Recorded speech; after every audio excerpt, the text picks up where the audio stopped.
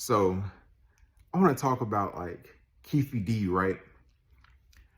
I've been watching these different interviews, and I think like Keefe D is saying now that Orlando wasn't the shooter.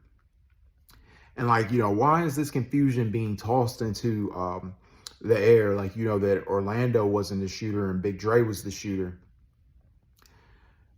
If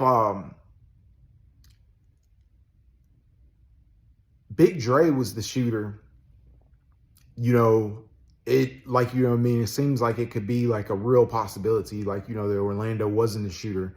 But both of them are dead. Shug also seems to be co-signing and stuff that Orlando wasn't the shooter. Is this to possibly protect the reputation of Orlando?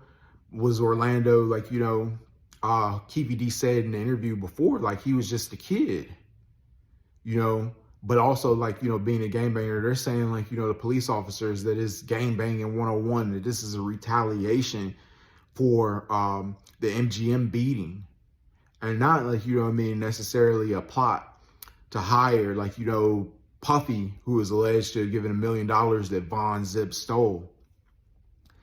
So it just so happens though that they get into an altercation because of the Bad Boy chain previously, which Puffy is said to have put a bounty out. So I mean, it's a lot of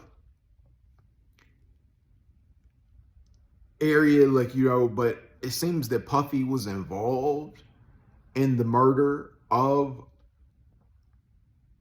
Tupac.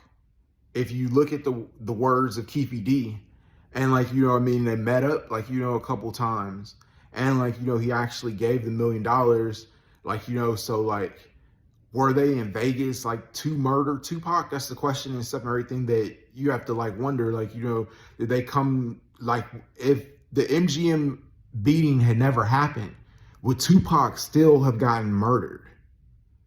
That's the question that we need to answer.